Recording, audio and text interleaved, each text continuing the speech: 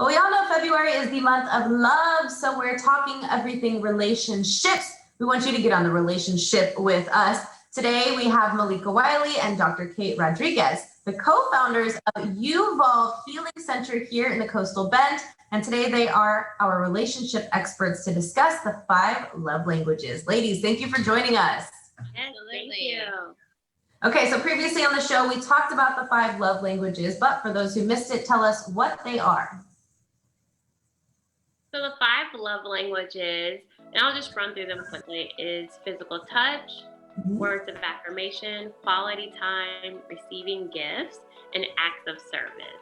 And this is like a breakdown for everyone. Does this apply to everyone and how we receive and give love?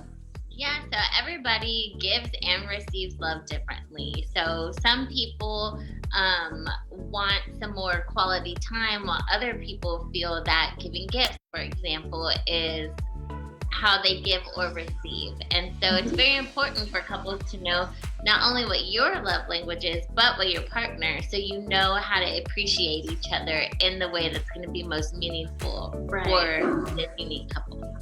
Okay, so it's important to understand how you receive love, but also not be selfish in the way you deliver, because the person you love might not receive it the same way, correct? Exactly. Okay, awesome. Physical touch, right? So physical touch, a lot of times, sometimes couples are like, oh, that just means sex or intimacy, right? However, physical touch could be holding hands, kissing, touching a shoulder, any type of physical connection. Yeah, so not only during times of appreciation, but let's say your partner is going through a rough time. Let's say they're grieving.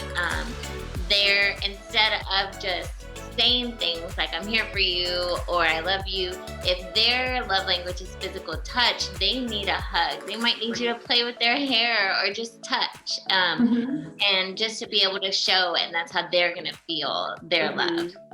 Okay, so I think we're onto something here, and I think some light bulbs are going off for our friends at home. But how do we identify what our love language is and what the love language is of somebody that we love?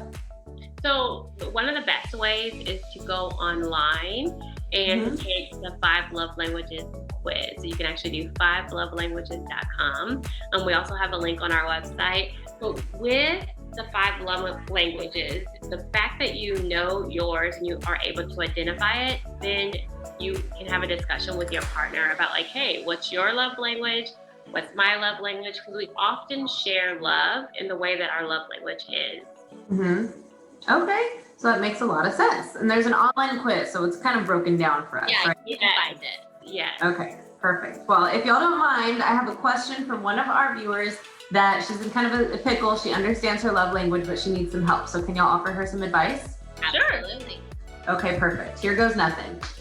She says, I took a quiz and discovered that my love language is quality time. Her husband is aware of that, and he shows her love by doing chores around the house. Winner.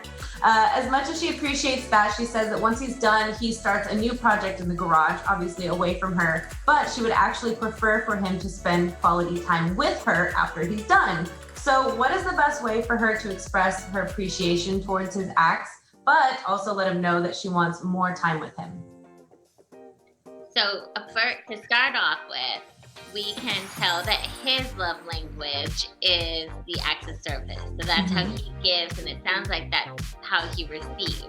So by him giving, doing these chores around the house, that's him telling her that he loves her. Right. But since they have different ones.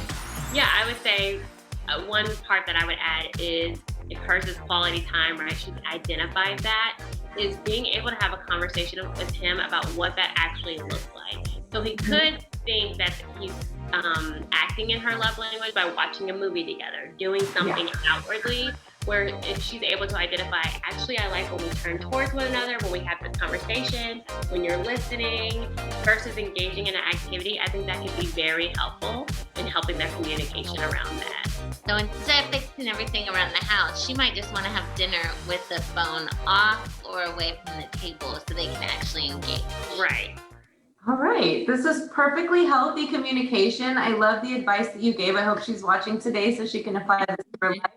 And this is just the beginning of the love language conversation. So if you're watching at home, get online, take that quiz, Message us with any questions. And of course, you can always reach out to the girls if you need more help or direction in that way. But we want to encourage you to stay with us this week as we evolve in our relationship. We want to take you with us and help you grow in your relationships. Thank you so much, ladies.